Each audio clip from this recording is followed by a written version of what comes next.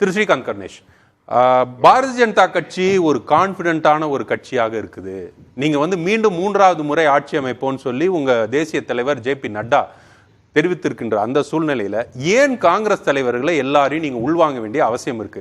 அதுவும் சாதாரண தலைவர்கள்ல எல்லாரும் வரிசையா ஊழல் பட்டியல் வந்து அவர்கள் மேல இருக்கு, அவர்களுக்கு மேல புகார்கள் தொடர்ச்சியாக இருக்கு, வழக்குகள் இருக்கு, அவர்களை ஏன் நீங்க உள்வாங்கணும்ன்ற ஒரு கேள்வியை கேட்கிறார். ரொம்ப மகிழ்ச்சி. ஏன்னா வந்து எப்பவுமே திமுக சார்பாவே தன்னுடைய கருத்துக்களை பதிவு செய்யும் பத்திரிகையாளர் வந்து இன்றைக்கும் அதே மாதிரி பதிவு செய்ய ஒரே ஒரு வேண்டுகோள், நீங்க யாரையும் வந்து நீங்க தனிப்பட்ட முறையில தாக்காதீங்க. நான் உங்களுக்கான முழு நேரத்தை கொடுக்கிறேன். நீங்க வந்து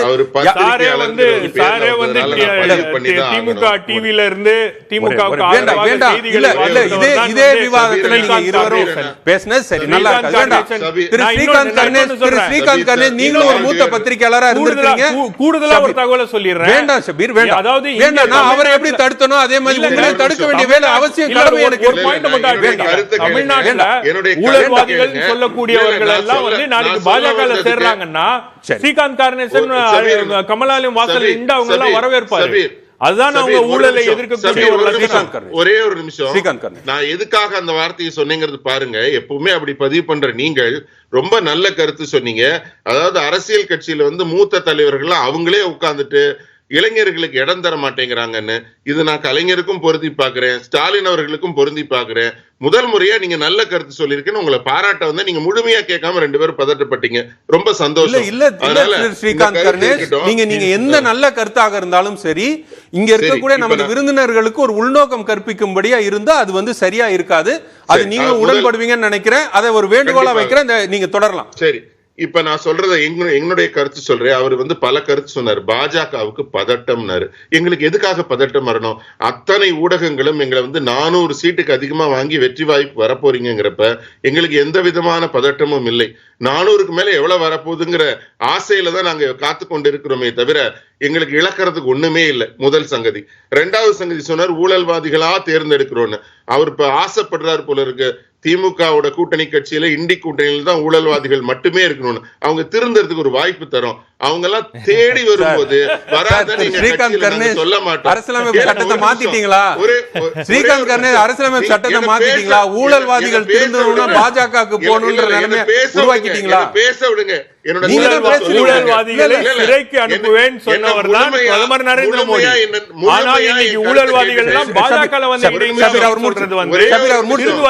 வாய்ப்பு கொடுக்கிறார். தொலைத்தொடர்புல வேற இருக்காரு, அவர் முடிச்சிட்டோம். ஸ்ரீகாந்த் கணேஷ், நீங்க குறிக்கவே இல்ல. கண்ணியம் இல்லாம குறுக்கால பேசுறீங்க. ஸ்ரீகாந்த் கணேஷ், நீங்க முடிச்சிருங்க. கேட்டுட்டு இருந்தேன், கொஞ்சம் அமைதியா கேளுங்க. முழுமையா கேட்காம ஸ்ரீகாந்த் கணேஷ், உங்களுக்கான நேரம் தான், நீங்க பேசுங்க. ஆமா, அதுக்கப்புறம் நான் என்ன சொல்றேன், அவங்களா வந்து எங்க கட்சியில சேரும் போது வராதன்னு தடுக்கிறத எந்த கட்சியிலும் தடுக்க மாட்டாங்க. புரியுதுங்களா? அவங்களுக்குள்ள அவங்க கட்சியில எந்த ஊழல் நடவடிக்கை இருந்தாலும் அந்த கேஸோ மற்றதோ தொடர்ந்து கொண்டுதான் இருக்க போகிறது. அதனால அவங்க ஏன் வர்றாங்கன்னு கேட்கறதுக்கு அவருக்கு உரிமை இல்லை. திரு ஸ்ரீகாந்த் கணேஷ், ஒரே ஒரு சின்ன கேள்விதான். அதாவது இப்பதான் ஒயிட் பேப்பர் வந்து நிர்மலா சீதாராமன் அவர்கள் கொடுத்தாங்க. ஒயிட் பேப்பர்ல மகாராஷ்டிரால மிகப்பெரிய ஊழல், ஆதர்ஷ் ஊழலை குறித்து அந்த ஒயிட் பேப்பர்ல இருக்கு. அந்த ஆதர்ஷ் ஊழல் வந்து எப்போ நடந்ததுன்னா, அசோக் சவான் என்பவர் முதலமைச்சராக இருந்தபோது நடந்தது. அவர் காங்கிரஸ்காரரு. அந்த அசோக் சவான் இன்றைக்கு பாஜக போய் சேர்ந்துடுறாரு. அப்போ வந்து ஊழல்வாதிகளை பாஜக ஏன் ஏற்குது? இப்பதான் 4 நாளைக்கு முன்னால ஒரு ஒயிட் பேப்பர் கொடுக்குறீங்க. அதுல இருக்கக்கூடிய ஊழல்வாதி வந்து பாஜக வந்து சேர்றாரு. அவர் திருந்தணும்னா சட்ட ரீதியாக போய் அவரை நிரூபிச்சு வந்துட்டு அவர் வெளியே வரட்டும், நல்லவராக வெளியே வரட்டும். இல்லனா உங்க ஒயிட் பேப்பர் தப்பு. ஒயிட் பேப்பர் நீங்க தவறா கொடுத்திருக்கீங்களா? ஒரே ஒரு நிமிஷம். நாங்க இத்தனை நாள் கூட்டணி வச்சிருந்தோம். எங்க கூட்டணி என்டிஏ கூட்டணியில் இருக்காங்க, உங்க இண்டி கூட்டணியில் இருக்காங்க. எல்லாருமே ஊழலுக்கு அப்பாற்பட்டவர்கள் மட்டும்தான் அரசியல் கட்சியில் இருக்க முடியும்னா எங்கேயாவது தேர்தல் நடக்குங்களா? என்ன பேசுறீங்க நீங்க? அவங்க மேல குற்றச்சாட்டு இருந்தா சட்டம் நடவடிக்கை எடுக்கட்டும். நாங்க என்ன, நீங்க மட்டும்தான் ஊழலுக்கு, எல்லா அமைச்சர்களும் ஊழல் பண்ணா கூட வெளியில அனுப்ப மாட்டீங்க. அவங்களுக்கு இலாக்கா இல்லாத மந்திரியை வச்சுக்கிட்டு அவங்களை நீங்க அப்படியே காப்பாத்திக்கிட்டு அரசு சம்பளம் கொடுத்துட்டு இருப்பீங்க. அதெல்லாம் கேட்கறதுக்கு ஒரு பத்திரிகையாளருக்கு திறமை இருக்கணுங்க. நீங்க வந்து ஏன் கட்சியில சேர்றாங்கன்னு எப்படி கேக்குறீங்க? அவங்க மேல என்ன ஊழல் நடவடிக்கை இருந்தாலும், ஊழல் வேற, அந்த நபர்கள் வேற. நபர் வந்து சேர்றாரு, அவர் மேல ஊழல் குற்றச்சாட்டு இருக்கு, அவன் மேல நடவடிக்கை எடுக்கணும்னா எடுங்க. கோர்ட் எடுக்கணும் நடவடிக்கை. அவர் ஜெயிலுக்கு போகட்டும். அதுல நாங்க யாரையும் அவரை காப்பாற்ற போறது இல்ல. அதுல இருந்து அவர் மீட்கப்பட போறது இல்ல. அவங்க மேல இருக்க ஊழல் குற்றச்சாட்டு, அந்த குற்றச்சாட்டு தான் உடனே உள்ள சேர்ந்தவன எல்லாத்தையும் க்ளோஸ் பண்ணி எடுத்துட்டாங்களா? அப்படி எல்லாம் நடக்கல. அதனால தேர்தல் நேரத்துல எல்லாரும் வருவாங்க. இன்னும் காங்கிரஸ் முக்து பாரத் வரலன்னு ரொம்ப கவலைப்பட்டார் அவரு. காங்கிரஸ் முக்து பாரத் 17 மாநிலத்துல ஆட்சியில இருக்கும். இதுக்கு மேல என்ன காங்கிரஸ் முக்த ஆனும்? 1-2 மாநிலத்துல ஒட்டிக்கிட்டு இருக்காங்க. இங்க திமுக மாதிரி இருக்க கூட்டணியில் இருக்கிறதுனால காங்கிரஸ்க்கு மரியாதை. தனியா நிக்க சொல்லுங்க, ஒரு சீட்டு ஜெயிக்க சொல்லுங்க. அதனால அதெல்லாம் வர்றதுக்கு வாய்ப்பே கிடையாது. அதனால காங்கிரஸ் முற்றிலுமாக ஒழிக்கப்பட்டது. இப்ப வர்ற தேர்தல்ல இது யார் மந்திரி சபை அமைக்கிறாங்க தேர்தல். இதுல காங்கிரஸோட நிலைப்பாடு சபீரனை ஆசைப்பட்ட மாதிரி காங்கிரஸ் இல்லாத ஒரு இந்தியா உருவாக்கிவிடும். அதை அவர் பார்த்து சந்தோஷப்படுவார். அதனால அவர் ஆசை நிறைவேறும். பாரத் ஜோடோ யாத்திரையாகட்டும் மற்றதாகட்டும் நாங்க பாக்குறது இப்ப தமிழகத்தை பத்தி நம்ம பார்த்தோம்னா பாரதிய ஜனதா கட்சி முன்னாடி வாங்க நம்ம வாக்கு சதவீதம் ஓட்டு சதவீதம் எல்லாம் கணக்கிலே வராது. இன்றைக்கு எங்க மாநில தலைவர் அண்ணாமலை அவர்கள் என் மண் என் மக்கள் யாத்திரை மூலமா 234 தொகுதிக்கும் போய் மக்களை சந்திச்சிருக்காரு. மத்திய அரசு கொண்டு வந்த திட்டங்கள் அவர் என்ன ஆன்டி இன்கம்பன்சி எங்களுக்கு 1% கூட பாதிக்காது.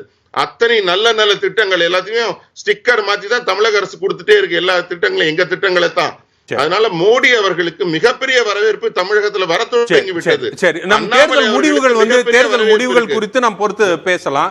ஆனால் 2 கேள்விகள். ஒன்று நீங்க என்ன சொல்றீங்க, ஊழல்வாதிகள் இல்லாமல் ஒரு கட்சி நடத்த முடியும்னா நடத்தவே முடியாதுன்னு சொல்றீங்க. அப்ப நீங்களே ஊழலை ஒழிப்பது சாத்தியம் இல்லைன்றதை ஒப்புக்கொள்றீங்களா? ஒன்று நீங்க சரி சொல்லுங்க, முடிச்சிருங்க. இதுக்கு பதில் சொல்லிருங்க. இல்ல அது நீங்க என்னுடைய கேள்வியிலிருந்து நீங்க ஒரு உள்ளர்த்தம் என்னோட பதில இருந்து உள்ளர்த்தம் கற்பிச்சு ஒரு கேள்வி சொல்றதுல தானே சார் கேள்வி கேட்க முடியும். நீங்க தானே சார் சொல்றீங்க ஊழல் இல்லாதவங்களே கட்சி நடத்த முடியாதுன்னீங்கன்னா அப்ப ஊழலை ஒழிக்க முடியாது. அப்ப எப்படி இருக்க முடியுங்க? ஒரு நல்ல சர்டிபிகேட் வாங்கிட்டு தான் என் கட்சிக்குள்ள வர முடியும். நாங்க எப்படி சொல்ல முடியும்? இதுக்கு யார் அத்தாரிட்டி இருக்காங்க? கோர்ட் தான் முடிவு பண்ணணும். கோர்ட் முடிவு. மோடி அவர்கள் இல்ல நீங்க டெல்லியில தான் இருக்கிறீங்க ஸ்ரீகாந்த் கர்ணேஷ். மோடி அவர்கள் இன்றைக்கு பிஜேபி அனைத்து மாநிலத்தை சேர்ந்தவர்களையும் வச்சு அவர் சொன்னது 10 வருஷமாக அப்பழுக்கற்ற ஆட்சியை கொடுத்திருக்கிறேன், மீண்டும் எனக்கு மக்கள் திருப்ப ஆட்சியை கொடுங்கன்ட்டு. அப்பழுக்கற்ற ஆட்சியில நீங்க ஏன் சார் ஊழல் கரைப்படைந்தவர்கள்லாம் சேர்க்கிறீங்க? அப்ப அது உங்களுக்கான உங்க அந்த அப்பழுக்கற்ற ஆட்சின்னு நம்ம சொல்ல முடியுமா? அப்ப நாளைக்கு நேத்து காங்கிரஸ் கட்சி ஆதர்ஷ் ஊழல்னு சொல்லுச்சு. இன்னைக்கு நாங்க காங்கிரஸ் கட்சியை பார்த்து கேள்வி எழுப்புறதா, பாஜகவை பார்த்து கேள்வி எழுப்புறதா? அதாவது நீங்க கண்டிப்பா அந்த ஊழல்ங்கிற அந்த சொற்றொடர்ல யார் மேல எந்த நபர் மேல இருந்ததோ அது மாறப்போதா? எந்த நபர் செஞ்சாருங்கிறது மாறப்போறதே கிடையாது இல்லையா? அவங்க இன்றைக்கு எங்க கட்சியில சேர்ந்திருக்கும் போது அவரை நாங்க புனிதப்படுத்தி தூய்மைப்படுத்தி இதெல்லாம் க்ளோஸ் பண்ணி எடுக்கல. அவங்க வந்திருக்காங்க, சேர்த்து கொள்ளப்பட்டிருக்கிறார்கள். அரசியல் வேற, இதுல இருக்க சட்ட ரீதியான நடவடிக்கை வேற. ஊழல் இருந்தா அது கோர்ட் முடிவு பண்ணி அவங்க தண்டிக்கப்படட்டும். கோர்ட் முடிவு பண்ணட்டும். நான் எங்க கட்சி முடிவு பண்ணாது யாருன்னு. எங்க கட்சிக்கு அந்த அதிகாரம் கொடுத்தீங்கன்னா தமிழ்நாட்டுல எல்லாரையும் உள்ள தள்ளிடலாம். எங்க கட்சிக்கு அந்த அதிகாரம் கொடுக்காதீங்க. எங்க கட்சிக்கு அந்த அதிகாரம் கொடுக்காதீங்க. அதாவது ஊழலுக்கு ஒரு புதிய அர்த்தத்தை கொடுத்திருக்கிறார் ஸ்ரீகாந்த் கார்னேசன் அவர்கள். அதாவது ஒருத்தர் ஊழல் பண்ணார்னா அவர் மீது நடவடிக்கை எடுப்பது அப்படின்றது என்ன நடவடிக்கை? அவரை பாஜக கொண்டு வந்து சேர்க்கிறது நடவடிக்கையா? இது என்னங்க கேலி கூத்தா பேசுறீங்க நீங்க? 2014 முன்னாடி என்ன பிரச்சாரம் பண்ணாரு பிரதமர் நரேந்திர மோடி? என்ன பிரச்சாரம் பண்ணாரு? ஊழல்வாதிகளை எல்லாம் சிறைக்கு அனுப்பினாரு. இப்ப எது சிறையாக மாறி இருக்கிறது? பாஜக சிறையாக மாறி இருக்கிறது. திருத்துவதற்கு ஒரு வாய்ப்புனா அவங்க பாஜக இணைந்து திருந்திடுவாங்கன்னு என்ன உத்தரவாதம்? அதற்கு நீங்க சுருக்கமா பதில் சொல்லுங்க ஸ்ரீகாந்த் கர்ணேஷ், சுருக்கமா வச்சிருங்க. கண்டிப்பா அவர்கிட்ட நான் சொல்றேன், எங்க அரசியல் கட்சியில தானாக முன் சேருபவர்களை தடுக்கிற வேலை எங்களுக்கு கிடையாது. அவர்கள் மேல எந்த ஊழல் நடவடிக்கை இருந்தாலும் அந்த வழக்கோ அதுவோ நீதிமன்றம் முடிவு செய்யணும். அதுக்குள்ள நீங்க எப்படி முடிவு பண்றீங்க? அப்ப 2G வழக்குல இருக்காங்க. அப்ப நீங்க எப்படி முடிவு பண்ணீங்க இவர்கள் ஊழல்வாதிகள் அப்படின்றது? நீங்க எப்படி முடிவு பண்ணீங்க? 2013 செந்தில் பாலாஜிங்கிற ஊழல் குற்றவாளி வச்சுதான் நீங்க கட்சி நடத்துறீங்களா? இல்ல நாளைக்கு அவர் பாஜக வராருன்னா நீங்க வேணான்வீங்களா? இதே அளவுகளை வச்சீங்கன்னா நாளைக்கு பாஜக வந்தாருன்னா உங்களுடைய கற்பனைக்கு எல்லாம் இல்ல நான் கேக்குறேங்க, நாளைக்கு வந்தாருன்னா நீங்க வேணாம்னு சொல்றீங்களா? இப்ப சொல்லிருக்கீங்க நடவடிக்கை எடுக்கணும்னு பேசின அதே ஸ்டாலின் தானே கூப்பிட்டாரு. இந்த கேள்வி அவரை பார்த்து கேப்பீங்களா? வேற விவாதங்களுக்கு போறோம். அந்த முகலம் இருக்கா? ஸ்ரீகாந்த் கர்ணேஷ் நான் வரேன். எப்படி சேர்த்தீங்கன்னு ஸ்டாலினை கேளுங்க.